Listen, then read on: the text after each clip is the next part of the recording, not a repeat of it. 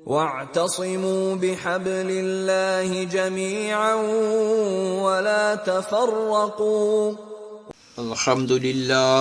الحمدللہ وکفا والصلاة والسلام علی عبادہ الذین اصطفیٰ، خصوصاً علی افضلہم خاتم النبیین صلی اللہ تعالی علیہ وسلم وعلی آلہ واصحابہ وبارک وسلم، آمین یا رب العالمین۔ السلام علیکم ورحمۃ اللہ وبرکاتہ۔ کیسے ہیں آپ لوگ؟ سب ٹھیک ہیں؟ دعا ہے اللہ تعالیٰ سے اللہ تعالیٰ ہم سب کو صحت و تندرستی، ایمان کی سلامتی کے ساتھ رکھے، آمین یا رب العالمین۔ انشاءاللہ آج ہم دین اور مذہب کے حوالے سے کچھ بیان سنیں گے۔ دعا ہے اللہ تعالیٰ سے کہ مجھے حق بیان کرنے کی توفیق عطا فرمائے اور ہم سب کو حق سن کر اس پر عمل کرنے کی توفیق سعید مرحمت فرمائے، آمین یا رب العالمین۔ دین اور مذہب، آج جس موضوع کے حوالے سے گفتگو ہونی ہے، اگرچہ اس کا پہلے بھی ذکر بہت بار ہو چکا ہے، لیکن یاد دہانی کے طور پہ، تذکیر کے طور پہ، تاکہ فکر ہمارا صاف ہو کر نکھر کر سامنے آئے۔ جیسے کہتے ہیں کہ تصورات کو واضح ہونا چاہیے، اور الحمدللہ ہم اپنے یہاں پر دین کے جو بنیادی موضوعات ہیں اس کو صاف اور نکھارنے کی کوشش کرتے رہتے ہیں۔ جیسے ایمان کے معنی کیا ہیں، جہاد کسے کہتے ہیں، عبادت رب سے کیا مراد ہے، انفاق کسے کہتے ہیں، نفاق کی حقیقت کیا ہے۔ یہ وہ تصورات ہیں جو قرآن و سنت کے بنیادی تصورات ہیں جنہیں واضح ہونا چاہیے۔ آج کا موضوع دین اور مذہب اور اس کا بنیادی تصور کیا ہے۔ دین کیا ہے، مذہب کیا ہے، کیا اسلام دین ہے یا اسلام مذہب ہے، اس کے حوالے سے گفتگو ہوگی انشاءاللہ۔ کیونکہ اس وقت پوری دنیا کا جو تصور مذہب ہے، یا تو وہ کسی مذہبی شخصیت کے ساتھ وابستہ ہے، اگر کوئی تصور مذہب ہے تو وہ زیادہ سے زیادہ عقیدے کی حد تک ہے، یا کچھ رسومات ہیں یا کچھ اخلاقی قدریں ہیں، اس سے زائد کچھ نہیں ہے۔ عیسائیت ہے تو وہ عیسیٰ علیہ السلام سے وابستہ ہے، اور وہ صرف نظریہ ہے، عقیدہ ہے۔ عیسائیوں کا تثلیث کا عقیدہ ہے، کفارے کا عقیدہ ہے، جیسے خدا تین ہیں، بیک وقت بھی ہیں اور علیحدہ علیحدہ بھی ہیں، یعنی نمبر 1 خدا، نمبر 2 مقدس روح، اور نمبر 3 عیسیٰ علیہ السلام۔ یہ تینوں بیک وقت بھی خدا ہیں اور علیحدہ علیحدہ بھی خدا ہیں۔ یہ ان کے ہاں تثلیث کا عقیدہ ہے۔ اسی طرح ان کے ہاں کفارے کا عقیدہ بھی ہے۔ وہ کیا کہ جس نے عیسیٰ علیہ السلام کو خدا مان لیا تو عیسیٰ علیہ السلام اس کے گناہ اپنے کاندھوں پر سمیٹ کر دنیا سے رخصت ہو گئے، اب وہ بخشایا ہوا ہے۔ یہ ان کے کفارے کا عقیدہ ہے۔ باقی ساری عیسائیت اسی عقیدے کے گرد گھومتی ہے، یا کچھ رسومات ہیں یا کچھ اخلاقی قدریں ہیں، اس سے زائد کچھ نہیں۔ اسی طرح بدھ مت ہیں یا جین مت ہیں، یہ گوتم بدھ سے وابستہ ہیں۔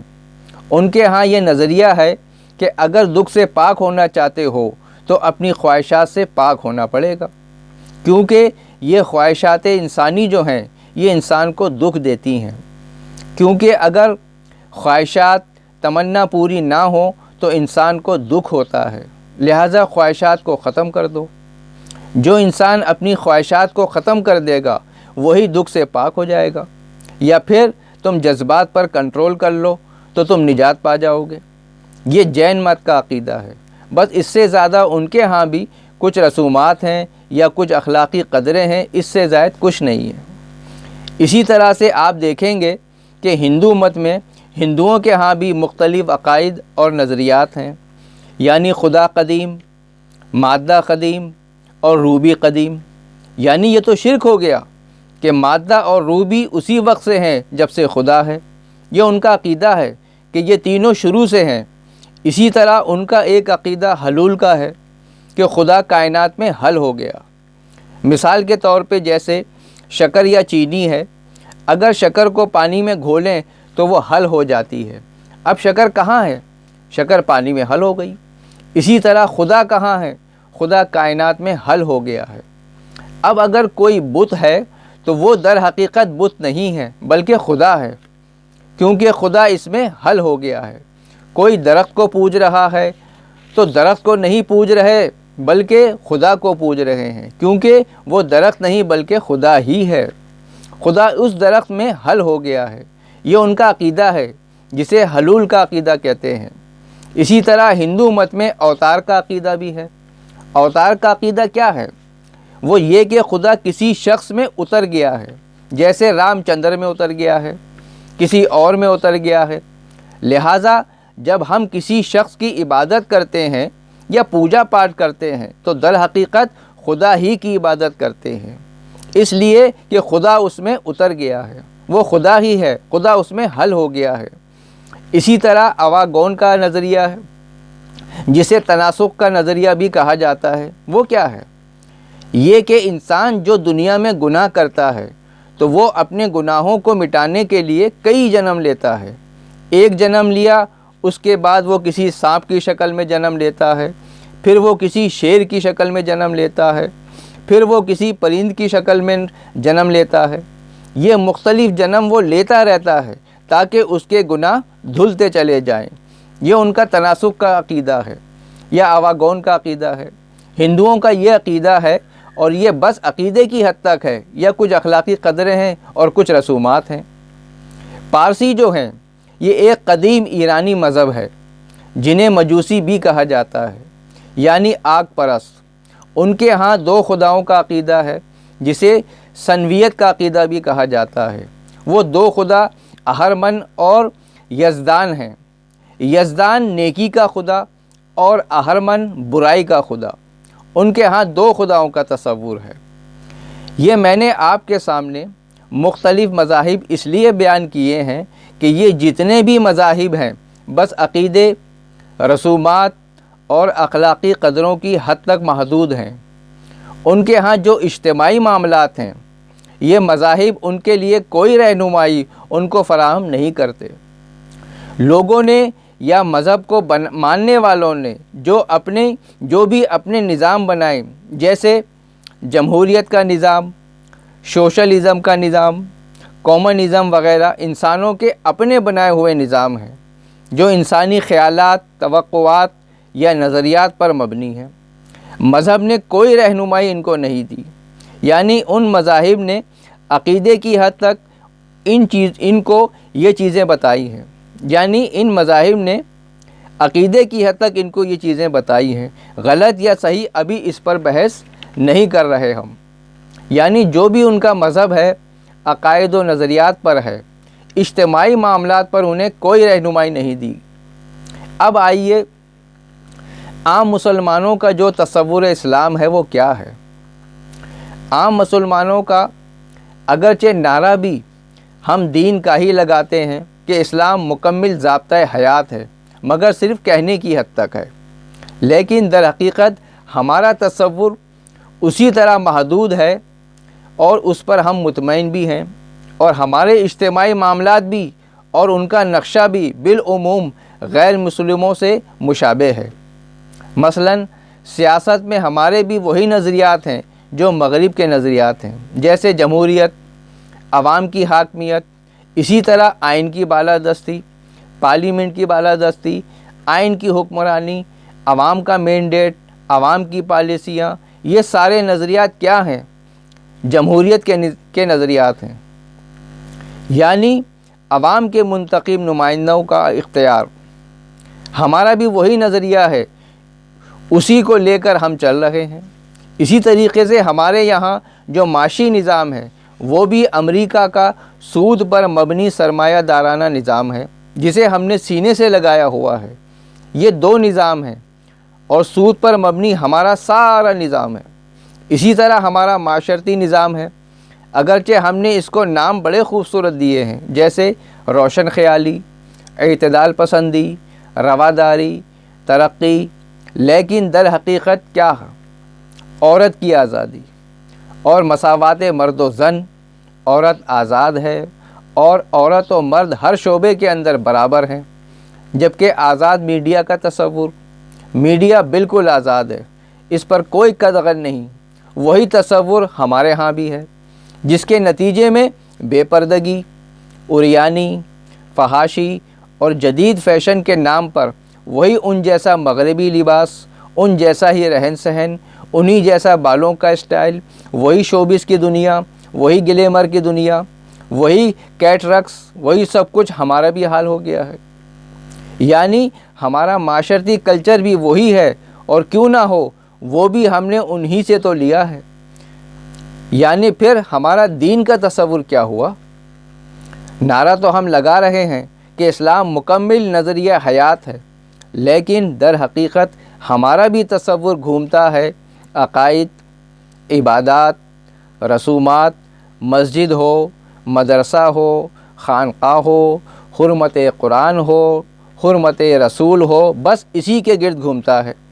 مگر ہاں، یہ چیزیں ہماری دکھتی رگیں ہیں، اور ہونا بھی چاہیے کہ دین کے حوالے سے ہمیں کوئی رنج پہنچے تو ہم تڑپ جاتے ہیں، اگر مسجد پر کوئی آنچ آئے تو ہم بے قابو ہو جاتے ہیں، مدرسوں پہ کوئی کریک ڈاؤن کی بات ہو تو ہم لاٹھیاں لے کر میدان میں آ جاتے ہیں، ربیع الاول کے جلوس پر کوئی بات آ جائے تو ہم عشق رسول میں بے قرار ہو جاتے ہیں، اسی طرح حرمت قرآن ہو تو جلوس نکالتے ہیں، اور اگر حرمت رسول کی بات ہو تو ہمارا خون کھول اٹھتا ہے۔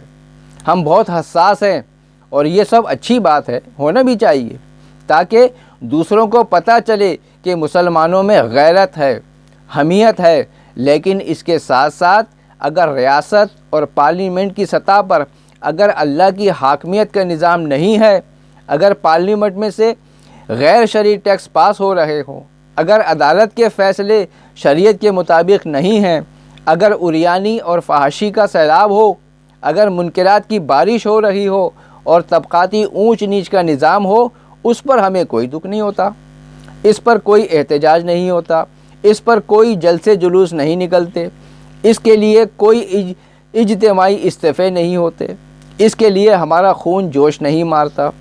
یہ ہے وہ تضاد جو ہمارے عام مسلمانوں کا تصور اسلام سے ہے۔ نعرہ تو ہے اسلام کا، لیکن در حقیقت ہمارا تصور بھی محدود ہے، اور اس محدود تصور کے حوالے سے کوئی رنج اگر پہنچے تو ہم بہت جذباتی ہو جاتے ہیں۔ اس کا یہ مقصد ہرگز نہیں ہے کہ اس محدود تصور کے حوالے سے جذباتی ہونا غلط ہے، نہیں، ہرگز نہیں، بلکہ یہ ہمارے ایمان کی علامت ہے کہ ہم کسی بھی حال میں اسلام کے خلاف کوئی بھی بات کبھی بھی برداشت نہیں کر سکتے، بالخصوص حرمت رسول پر تو ہم اپنی جان تک قربان کرنے سے دریغ نہیں کریں گے، لیکن اگر وہ کلی تصور سامنے آئے تو اس پر ہمیں کوئی احتجاج نظر نہیں آتا۔ اب آئیے ہماری مذہبی، دینی اور سیاسی جماعتوں کا تصور اسلام کیا ہے۔ عام مسلمانوں کی طرح دینی، مذہبی اور سیاسی جماعتوں میں بھی تضاد ہیں، اور وہ 3 بڑے تضاد ہیں۔ ابھی میں نے آپ کے سامنے پوری دنیا کے جو مذاہب ہیں ان کا تصور جو کہ محدود ہے، صرف عقیدے کی حد تک، یا کچھ رسمی یا کچھ اخلاقی قدروں تک، عام مسلمانوں کا تصور اسلام، عام مسلمانوں کا تصور اسلام بھی محدود ہے، بس عقیدے کی حد تک، بس مسجد ہے یا مدرسے کی حد تک، حرمت رسول اور حرمت قرآن کی حد تک، لیکن اجتماعی نظام ہمارا بھی وہی ہے جو غیر مسلموں کا ہے۔ اب آئیے دینی اور مذہبی جماعتوں کا تصور اسلام کیا ہے۔ ان کے تصور اسلام میں بات تو وہی ہے کہ نعرہ ان کا بھی وہی ہے کہ اسلام مکمل ضابطۂ حیات ہے، اسلام مکمل نظام زندگی ہے، اسلام دین فطرت ہے، اسلام دین ہے، لیکن یہ سب باتوں کی حد تک، صرف زبانی جمع خرچ، بات ساری صحیح کریں گے کہ اسلام نظام حیات، نظام مصطفیٰ، نظام اسلامی، لیکن عملی طور پر یہ جماعتیں در حقیقت بحالی جمہوریت یا استحکام جمہوریت کی جد و جہد میں لگی ہوئی ہیں۔ نام اسلام کا ہے، لیکن جمہوریت کے استحکام کے لیے مذہبی اور دینی جماعتیں لگی ہوئی نظر آتی ہیں۔ اگر جمہوریت نہیں ہے تو جمہوریت کو لانے کے لیے، اور اگر جمہوریت ہے تو اس کے استحکام کے لیے۔ یہ ان کے عملی موقف میں پہلا تضاد ہے۔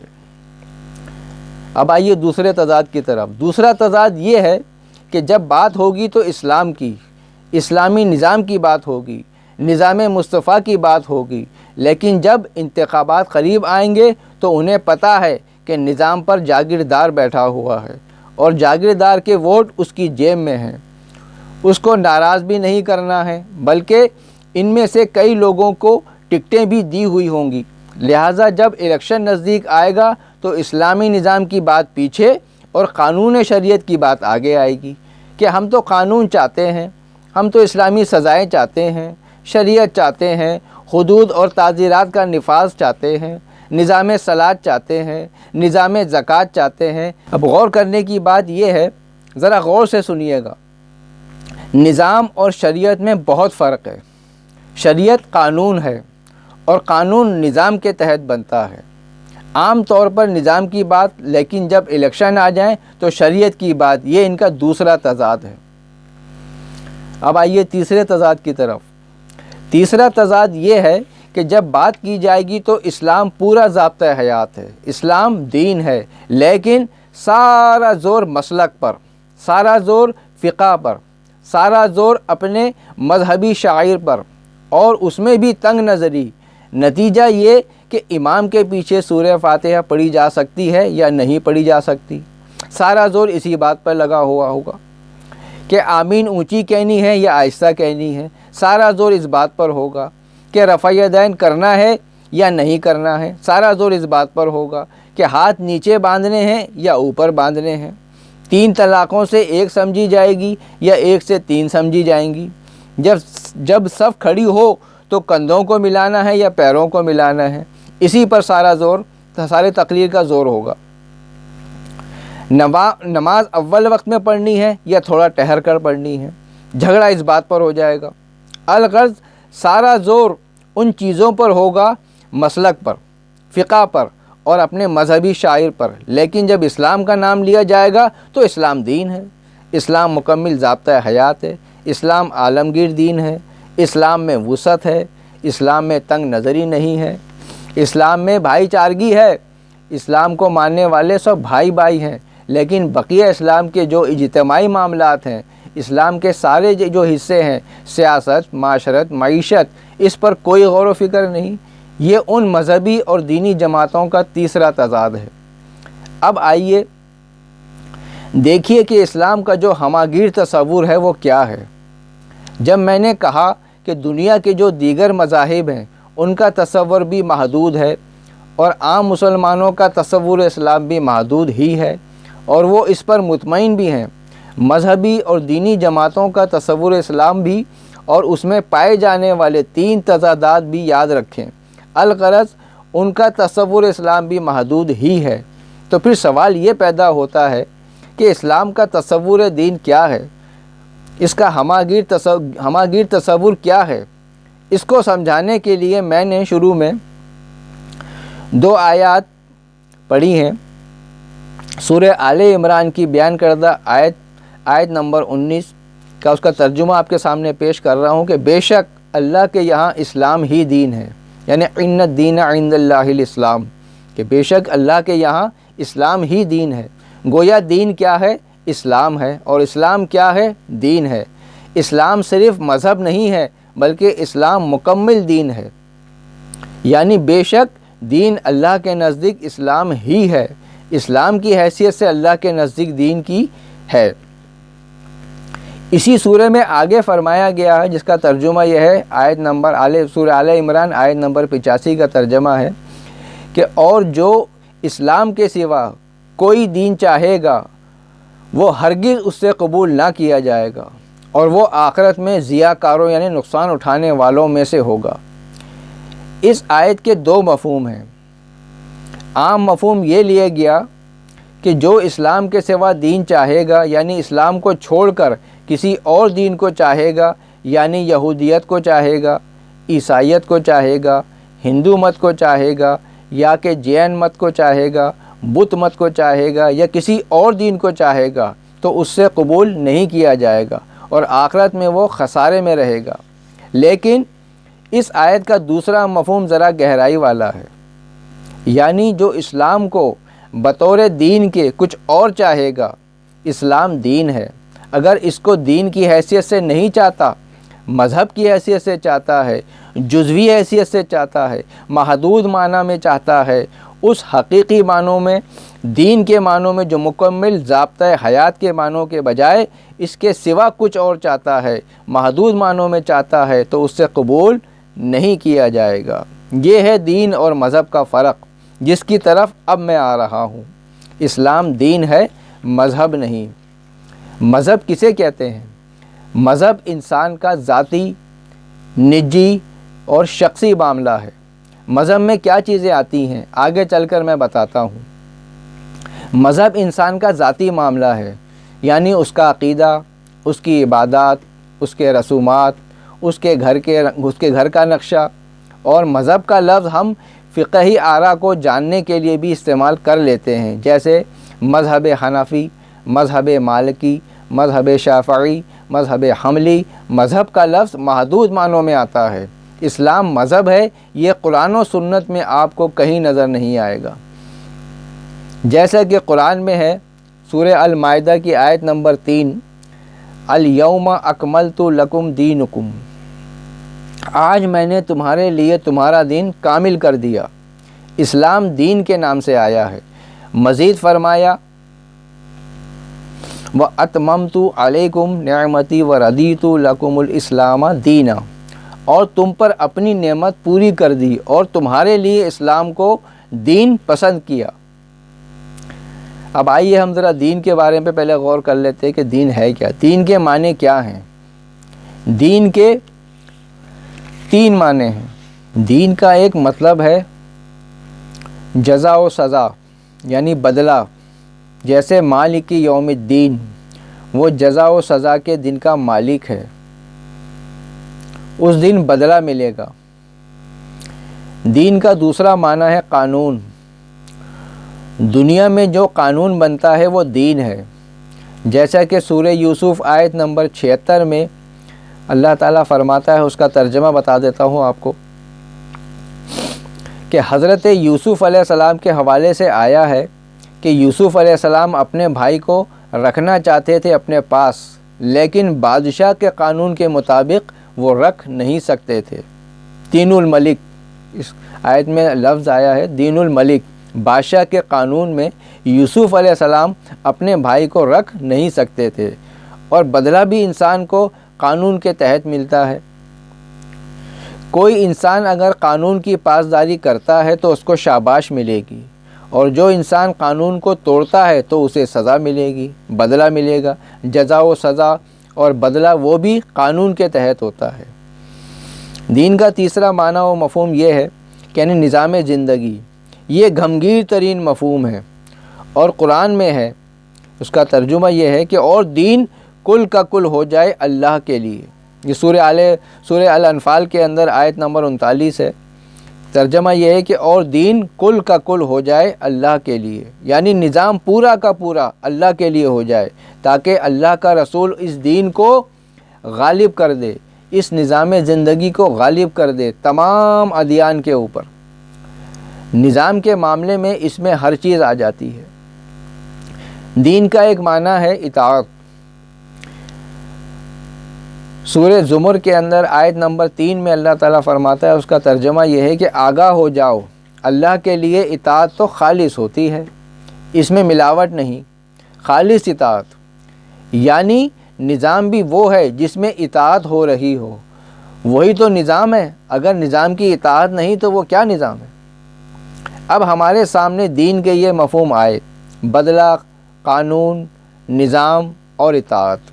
اب آئیے دیکھیے کہ اس کی روشنی میں قرآن میں الفاظ آئے ہیں کہ دین الملک، بادشاہ کا دین، اس سے کیا مراد ہے؟ قانون ساز بادشاہ ہے اور اس کے بنائے ہوئے قانون کی اطاعت ہو رہی ہے۔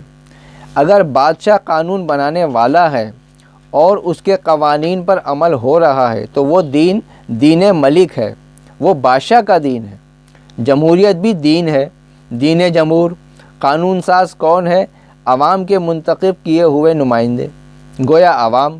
قانون ساز اور ان کے بنائے گئے قانون پر جو عمل ہو رہا ہے وہ دین کیا ہے؟ وہ دین جمہور ہے، کہ اس میں قانون ساز کون ہے؟ عوام کے نمائندے۔ اور دین اللہ کیا ہے؟ جس میں قانون ساز اللہ ہے، جس نے قانون بنایا، نظام بنایا، اور اس نظام کی اطاعت بھی ہو رہی ہے، تو وہ دین ہے، دین اللہ۔ وہ نظام، وہ قانون جس کی اطاعت ہو رہی ہے اور جس نے وہ قانون دیا ہے، وہ کون ہے؟ وہ اللہ ہے۔ اب دیکھیے مذہب اور دین کا فرق۔ مذہب میں 3 چیزیں ہیں: عقیدہ، عبادات، رسومات۔ عقیدے میں خدا کا تصور، جیسے ہم مانتے ہیں کہ اللہ ایک ہے، وہ اکیلا ہے، پوری سورہ اخلاص یہ ہمارا تصور ہے۔ لیکن کسی کا تصور ہے کہ خدا 2 ہیں، یہ پارسیوں کا عقیدہ ہے۔ عیسائیوں کا تصور ہے کہ خدا 3 ہے، خدا کے بارے میں یہ عقیدے کی بات ہے۔ اسی طرح رسالت ہے، کوئی کسی کو رسول مانتا ہے یا نہیں مانتا، ہم سارے رسولوں کو مانتے ہیں اور حضور صلی اللہ علیہ وسلم کو خاتم النبیین مانتے ہیں اور آخر المرسلین مانتے ہیں۔ اسی طرح آخرت کا تصور، ہم یہ مانتے ہیں کہ یہ دنیا کی زندگی عارضی ہے، اصل زندگی آخرت کی زندگی ہے، اصل منزل وہی ہے۔ کوئی شاید اس کو مانے کوئی شاید اس کو نہ مانے، جیسے دہریہ نہیں مانتا۔ یہ تینوں چیزیں یعنی توحید، رسالت اور آخرت، ان کا تعلق کس سے ہے؟ عقیدے سے ہے، اور یہ مذہب کے تحت آتے ہیں۔ اسی طرح مذہب میں عبادات کے نظام ہیں اور یہ بھی مذہب کے تحت آتے ہیں۔ جیسے ہمارے نزدیک عبادات کا مفہوم نماز، روزہ، حج، زکوٰۃ عبادات ہیں۔ نماز میں قیام، رکوع، سجدہ، جلسہ، قومہ، یہ عبادات کا نظام ہمارے یہاں معروف ہے۔ دوسرے مذاہب میں ان کے ہاں مختلف عبادات کا نظام ہے۔ ہم مسجد میں جاتے ہیں تو کوئی مندر میں جاتا ہے، کوئی کسی چرچ میں چلا جاتا ہے۔ ہم رکوع و سجود کرتے ہیں، کوئی ہاتھ جوڑتا ہے معافی کے انداز میں، کوئی گھنٹیاں بجاتا ہے۔ یہ ساری بحث عبادات کے تحت ہو رہی ہے اور عبادات مذہب کے تحت آتی ہیں۔ اسی طریقے سے مذہب میں تیسری بحث رسومات کی ہے۔ کوئی بچہ پیدا ہوگا تو کوئی رسم ہے، جیسے ہمارے یہاں جب کوئی بچہ پیدا ہوگا تو رسم ہے کہ ایک کان میں اذان دوسرے میں اقامت کہی جاتی ہے۔ گھٹی پلانے کی رسم ہے، عقیقہ ہوتا ہے، ختنہ ہوتا ہے، کوئی نام رکھا جاتا ہے۔ ارے بھائی بچہ پیدا ہوا تو کوئی نہ کوئی رسم تو ہوگی نا۔ دوسرے مذاہب میں ختنہ نہیں ہوتا، وہ اذان نہیں دیتے، ان کے اپنے طور طریقے ہیں۔ اسی طرح کوئی شادی کرتا ہے تو کوئی رسم ہے۔ ہمارے یہاں یہ ہے کہ نکاح ہوگا اور کوشش ہوگی کہ سنت کے مطابق ہو، مسجد میں ہو، حق مہر طے کیا جائے۔ یہ ہماری نکاح کی کچھ رسمیں ہیں۔ ہندوؤں کے ہاں پھیرے لگائے جاتے ہیں آگ کے گرد۔ عیسائیوں کے ہاں یہ ہے کہ وہ اپنے پادریوں کے پاس جاتے ہیں چرچ میں۔ اسی طرح جب کوئی مرتا ہے تو کوئی رسم ہے۔ ہمارے یہاں یہ ہے کہ اسے نہلایا جاتا ہے، کفن پہنایا جاتا ہے، نماز جنازہ پڑھی جاتی ہے، اسے دفن کیا جاتا ہے، اس کے لیے 3 دن سوگ اور تعزیت ہوتی ہے۔ یہ ہمارے ہاں رسم ہے۔ دوسروں کے ہاں کچھ اور ہو سکتا ہے، جیسے ہندو اپنے مردے کو جلا دیتے ہیں، عیسائی اپنے مردے کو سوٹ بوٹ پہنا کر تابوت میں رکھ کر دفن کر دیتے ہیں، پارسی اپنے مردوں کو چیلوں کے حوالے کر دیتے ہیں، کسی اونچی جگہ اپنے مردے کو چھوڑ آتے ہیں کہ پرندے نوچتے رہیں اور کھاتے رہیں۔ یہ ان کے ہاں رسم ہے اور یہ سب رسومات ہیں۔ تو مذہب کے تحت یہ 3 چیزیں آتی ہیں: عقیدہ، عبادات، رسومات۔ لیکن اسلام مذہب نہیں، دین ہے۔ اس میں 3 نہیں 6 چیزیں ہیں۔ 3 تو وہی ہیں جو ابھی میں نے آپ کے سامنے بیان کی۔ اسلام میں بھی بہرحال عقیدہ ہے، اللہ کے بارے میں، رسالت کے بارے میں، آخرت کے بارے میں۔ اسلام میں بھی عبادات کا نظام ہے، نماز، روزہ، حج، زکوٰۃ۔ اسلام میں بھی رسومات ہیں، پیدا ہونے کی، مرنے کے بعد کی، شادی نکاح وغیرہ کی۔ 3 چیزیں تو وہی ہیں، لیکن 3 چیزیں اضافی ہیں۔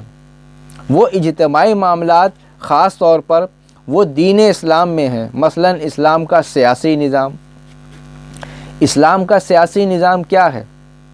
اسلام کا سیاسی نظام یہ ہے کہ اللہ تعالی حاکم ہے اور انسان اللہ کا خلیفہ ہے، اور کوئی انسان دوسرے انسان کو غلام نہیں بنا سکتا، سب اللہ کے غلام ہیں، اور قانون سازی قرآن و سنت کے مطابق ہوگی، اور جو اس کو مانے گا وہی در حقیقت اس مملکت اسلامیہ کا اصل شہری قرار پائے گا، اس لیے کہ وہ اللہ کو بھی مانتا ہے، رسالت کو بھی مانتا ہے، اور اللہ کے قانون کو بھی مانتا ہے، لہٰذا وہ اصلاً شہری ہے، اور جو بھی قانون سازی ہوگی وہ شورائیت کے نظام کے تحت ہوگی۔ ہاں اگر کوئی نہیں مانتا تو وہ اس مملکت میں رہ تو سکتا ہے اور اس کی جان، مال اور عزت کی حفاظت بھی ہوگی، لیکن اسلامی مملکت کا اصلی شہری قرار نہیں پائے گا، بلکہ دوسرے نمبر کا شہری قرار پائے گا۔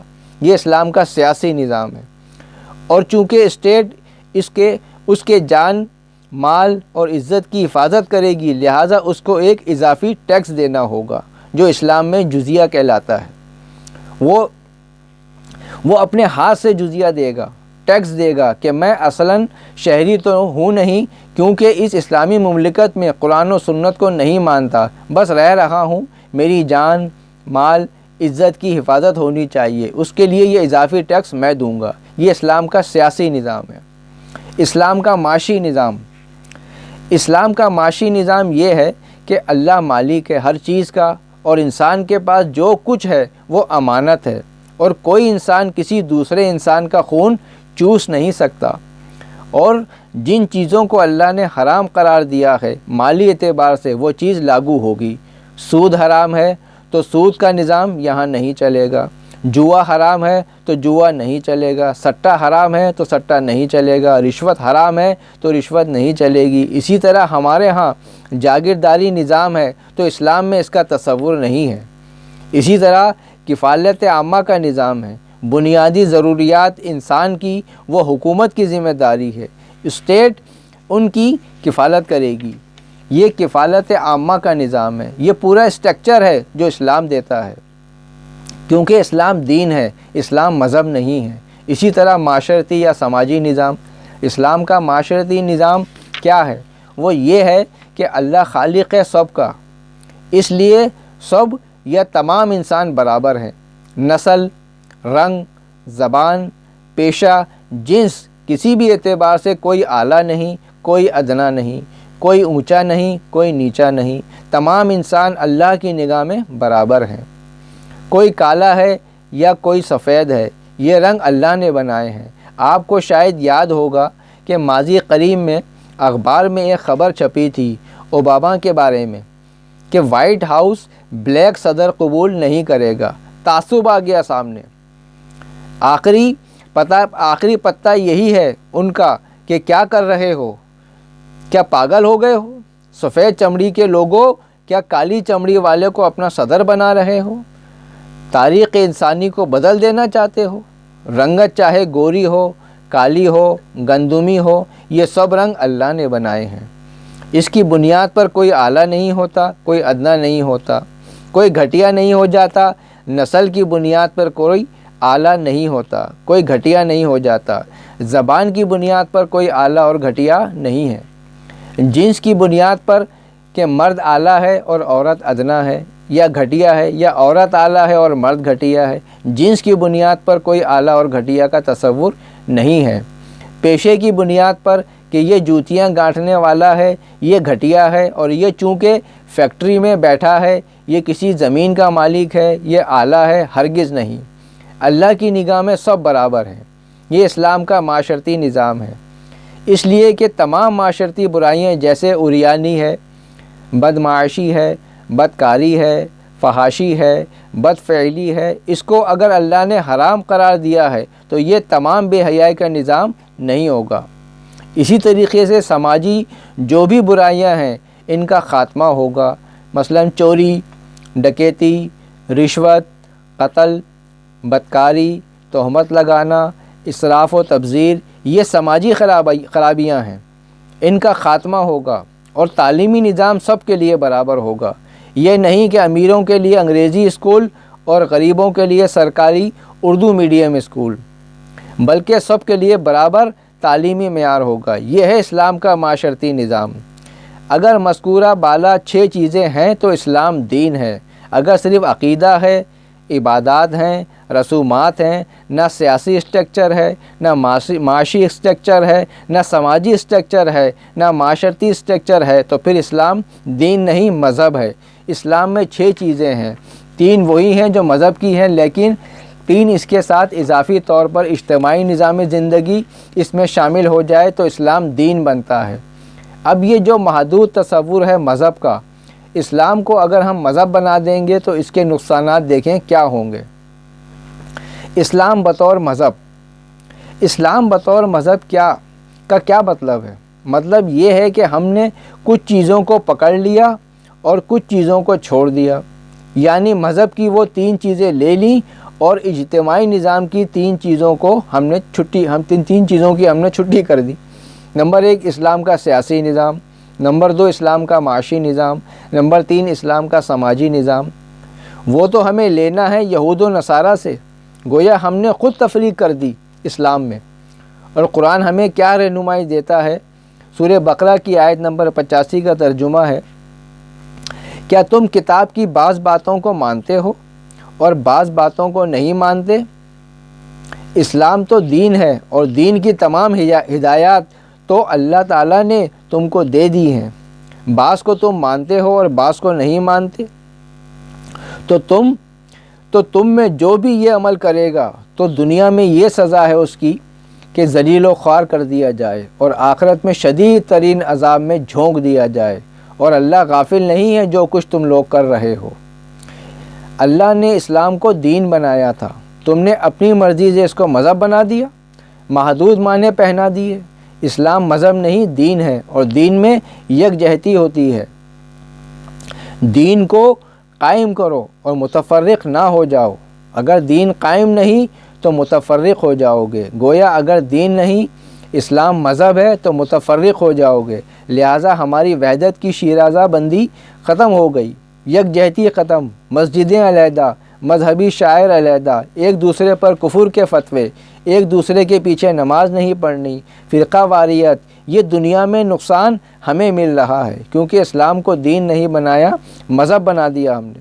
لہذا ٹھیک ہے، ہم تمہیں پارا پارا کر دیتے ہیں، یکجہتی ختم اور ٹکڑے ٹکڑے تم ہو گئے، کیونکہ دین عدل ہے، دین غالب نہیں تو دنیا میں عدل نہیں، ظلم اور بربریت کا دورہ ہوگا، انسان کو غلام بنائے گا، ایک انسان دوسرے انسان کا خون چوسے گا، جبکہ اسلام میں یہ ہے کہ کوئی انسان کسی انسان کو غلام نہیں بنا سکتا، سب اللہ کے غلام ہیں، کوئی انسان کسی انسان کا خون نہیں چوس سکتا، سب کے لیے برابر مواقع ہیں۔ اسلام اگر بطور دین نہیں تو عدل نہیں تو ظلم ہے اور بربریت کا دورہ ہے، اور انسان کو کھائے گا اور انسان کو غلام بنائے گا۔ یہ سزا ہمیں دنیا میں ملے گی اور آخرت میں بھی۔ اللہ نے فرمایا کہ جو شخص دین کے حصے بکرے کر دیتا ہے تو قرآن میں اس کو شرک قرار دیا ہے۔ دیکھو مشرکین میں سے نہ ہو جانا، سورہ الروم آیت نمبر 31۔ اور مشرکین کون ہیں؟ جنہوں نے اپنے دین کے ٹکڑے ٹکڑے کر دیے اور فرقہ فرقہ بن گئے۔ ہر فرقے کے پاس دین کا جو ٹکڑا ہے وہ اس پر خوش اور مطمئن ہے کہ اصل دین ہمارے پاس ہے۔ جنہوں نے دین کے ٹکڑے کر دیے، اس طرح کے مشرک نہ بن جانا جنہوں نے اپنے دین کو کاٹ دیا، اس کا سیاسی نظام علیحدہ کر دیا، اس کا معاشی نظام علیحدہ کر دیا، اس کا معاشرتی سٹرکچر علیحدہ کر دیا، بس کچھ نے عقیدے کو پکڑ لیا، کچھ نے عبادات کو پکڑ لیا، کچھ نے رسومات کو پکڑ لیا، ہر فرقہ اپنی جگہ پر خوش اور بڑا مطمئن ہے۔ بہت گہری بات ہے جو اللہ نے قرآن میں فرمائی ہے، غور کرنا چاہیے۔ اور اللہ نے فرمایا آخرت میں ان کو خسارہ اٹھانا پڑے گا، جو اسلام کو دین کے سوا چاہے قبول نہ کیا جائے گا۔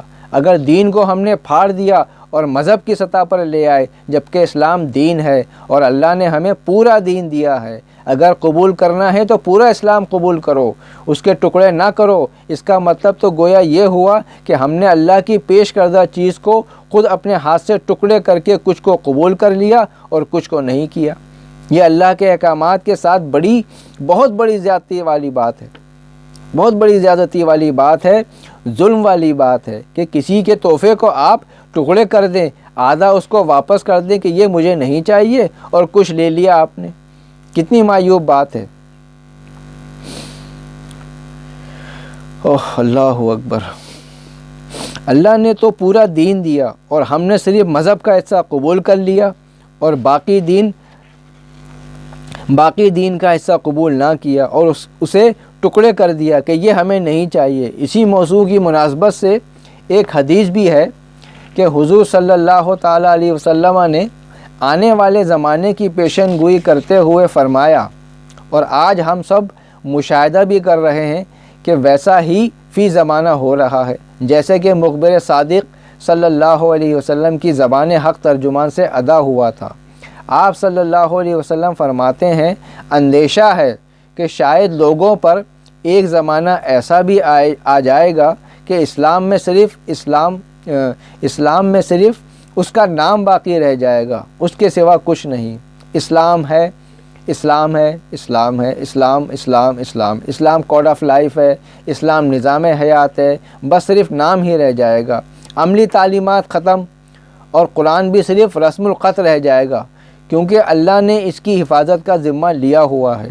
قرآن کی فکر، قرآن کا فلسفہ، قرآن کی تعلیمات سب ختم ہو جائیں گی۔ ان کی مسجدیں آباد تو ہوں گی لیکن ہدایت سے خالی ہوں گی۔ ان کے علماء آسمان کی چھت کے نیچے بدترین مخلوق ہوں گے۔ فتنے ان علماء سے نکلیں گے اور ان کے اندر گھس جائیں گے۔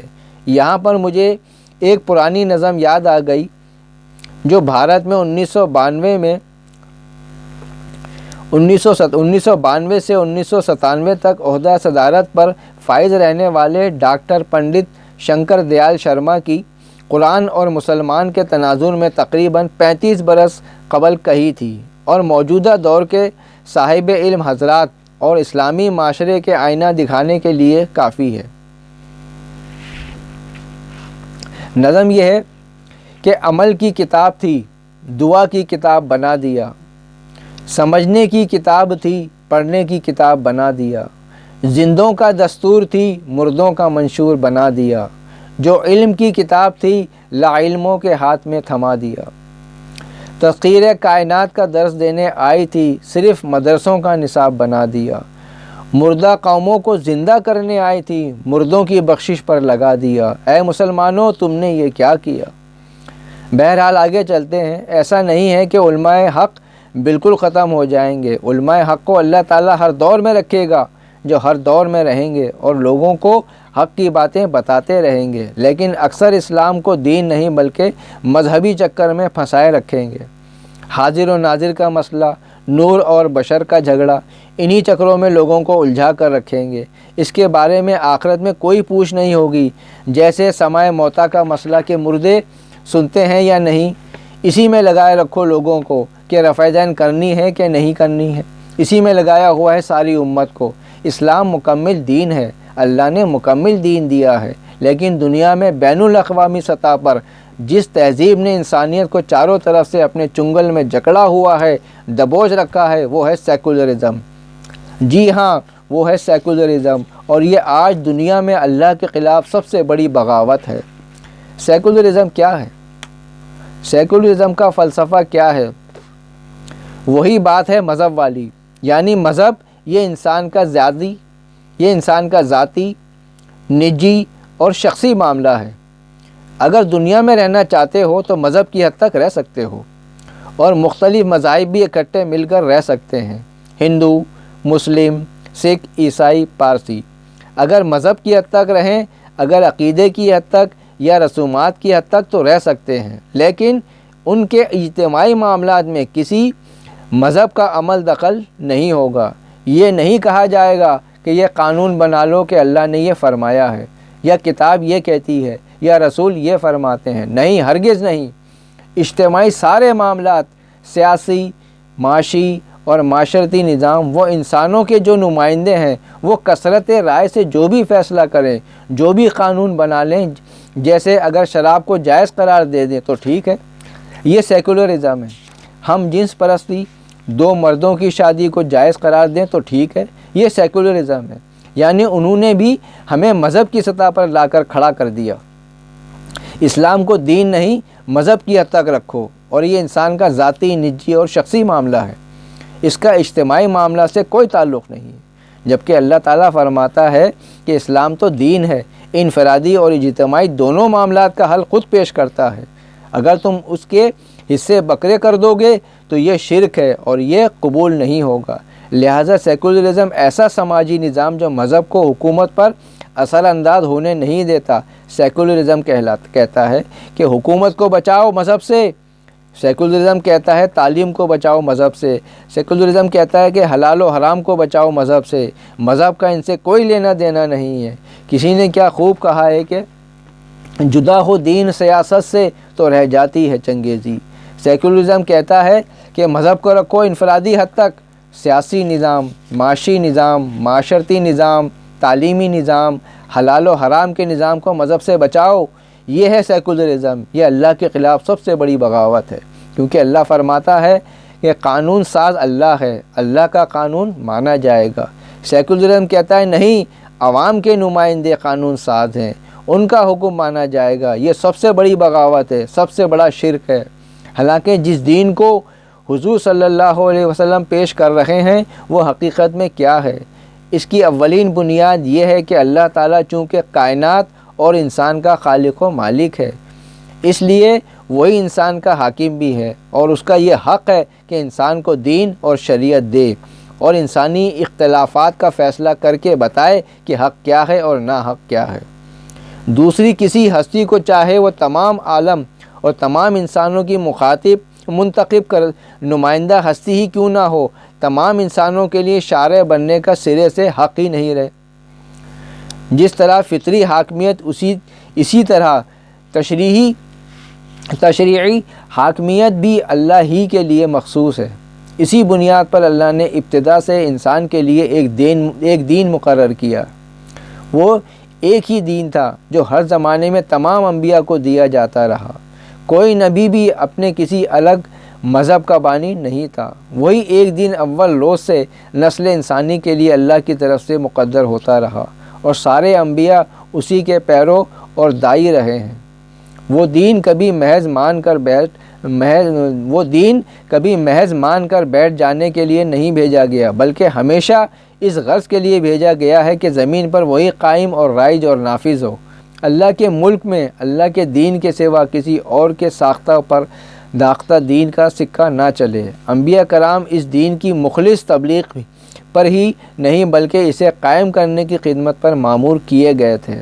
نوع انسانی کا اصل دین یہی تھا، مگر انبیاء کے بعد ہمیشہ یہ ہوتا رہا کہ خود غرض لوگ اس کے اندر اپنی خود پسندی، خود رائے اور خود نمائی کے باعث اپنے مفاد کی خاطر تفرقے برپا کر کے نئے نئے مذہب نکالتے رہے۔ دنیا میں یہ جتنے بھی مذاہب پائے جاتے ہیں سب اسی ایک دین کو بگاڑ کر پیدا کیے گئے ہیں۔ اب حضور صلی اللہ علیہ وسلم اس لیے بھیجے گئے ہیں کہ ان متفرق طریقوں اور مصنوعی مذہبوں اور انسانی ساخت کے دینوں کی جگہ وہی اصل دین لوگوں کے سامنے پیش کریں اور اسی کو قائم کرنے کی کوشش کریں۔ اس پر خدا کا شکر ادا کرنے کے بجائے اگر تم الٹے بگڑتے ہو اور لڑنے کو دوڑتے ہو تو یہ تمہاری نادانی ہے۔ تمہاری اس حماقت کی وجہ سے نبی اپنا کام نہیں چھوڑ دے گا۔ وہ اس بات پر مامور ہے کہ پوری دنیا پوری استقامت کے ساتھ اپنے موقف پر جم جائے اور اس کام کو پورا کرے جس پر وہ مامور ہوا ہے۔ اس سے یہ امید نہ رکھو کہ وہ تمہیں راضی کرنے کے لیے دین میں انہی اوہام و خرافات اور جاہلیت کی رسموں اور طور طریقوں کے لیے کوئی گنجائش نکال لے گا جن سے خدا کا دین پہلے خراب کیا جاتا رہا ہے۔ تم لوگوں کو یہ احساس نہیں ہے کہ اللہ کے دین کو چھوڑ کر انسانوں کے بنائے ہوئے دین و آئین کو اختیار کرنا اللہ کے مقابلے میں کتنی بڑی جسارت ہے۔ تم اپنے نزدیک اسے دنیا کا معمول سمجھ رہے ہو اور تمہیں اس میں کوئی قباحت نظر نہیں آتی، مگر اللہ کے نزدیک یہ بدترین شرک اور شدید ترین جرم ہے جس کی سخت سزا ان سب لوگوں کو بھگتنی پڑے گی جنہوں نے اللہ کی زمین پر اپنا دین جاری کیا اور جنہوں نے ان کے دین کی پیروی کی اور اطاعت کی۔ اس طرح اس طرح دین کا ایک صاف اور واضح تصور بیان کر دیا گیا ہے کہ ہم لوگوں کو سمجھا کر راہ راست پر لانے کے لیے جو بہتر سے بہتر طریقہ ممکن تھا وہ استعمال کیا جا چکا ہے۔ ایک طرف اللہ نے اپنی کتاب نازل فرمائی جو نہایت دل نشین طریقے سے ہماری اپنی زبان میں ہمیں حقیقت بتا رہی ہے، اور دوسری طرف حضور صلی اللہ علیہ وسلم اور ان کے خاص طور پر اہل بیت اور عام طور پر ان کے اصحاب کی زندگیاں ہماری آنکھوں کے سامنے موجود ہیں، جنہیں دیکھ کر ہم جان سکتے ہیں کہ اس کتاب کی رہنمائی میں کیسے انسان تیار ہوتے ہیں۔ اس پر بھی اگر ہم ہدایت نہ پائیں تو پھر دنیا میں کوئی چیز ہمیں راہ راست پر نہیں لا سکتی۔ اس کا نتیجہ تو پھر یہی ہے کہ ہمیں اسی گمراہی میں پڑا رہنے دیا جائے جس میں ہم صدیوں سے مبتلا ہیں، اور اسی انجام سے ہم کو دوچار کر دیا جائے جو ایسے گمراہوں کے لیے اللہ کے ہاں مقدر ہے۔ لہٰذا آج جو کرنے کا کام ہے وہ یہ ہے کہ پہلے اپنے تصور اسلام کو بطور دین سمجھا جائے کہ اسلام دین ہے یا مذہب ہے، اپنے تصور کو واضح کیا جائے۔ آج ہم جو زندگی بسر کر رہے ہیں، ہم کہتے ہیں کہ ہم مسلمان ہیں، اسلام کو مانتے ہیں، تو کیا ہم اسلام پر بطور مذہب عمل پیرا ہیں یا اسلام پر بطور دین عمل پیرا ہیں؟ ہماری سوچ کیا ہے؟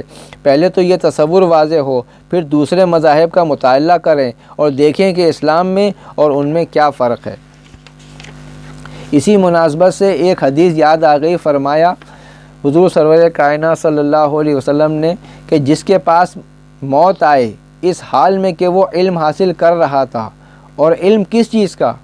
اس کا کہ تاکہ وہ اس علم کے ذریعے سے اسلام کو زندہ کرے، اسلام کو بطور دین زندہ کرے، جبکہ آج تو مسلمان اسلام کو کہہ رہے ہیں کہ اسلام مذہب ہے، اور حدیث میں فرمایا کہ اگر وہ یہ علم حاصل کر رہا تھا کہ میں علم سیکھوں اور آگے پہنچاؤں تاکہ اسلام کو زندہ کیا جائے، اسلام بطور دین، تو فرمایا کہ اگر اسے موت آ جائے تو انبیاء اور اس کے درمیان صرف ایک درجے کا فرق ہے۔ کس قدر اعلیٰ مقام ہے کہ جنت کے اندر اس کے اور انبیاء کے مابین صرف ایک درجے کا فرق ہے، اس لیے کہ وہ علم حاصل کر رہا تھا جس سے اسلام کو بطور دین کے زندہ کرے۔ لہٰذا آج ضرورت اس بات کی ہے کہ پہلے تو ہم سمجھیں کہ اسلام دین ہے یا مذہب ہے، اور پھر یہ کہ اس دین کے نفاذ کے لیے جد و جہد میں لگے رہنا، تن من دھن سب لگا دیں۔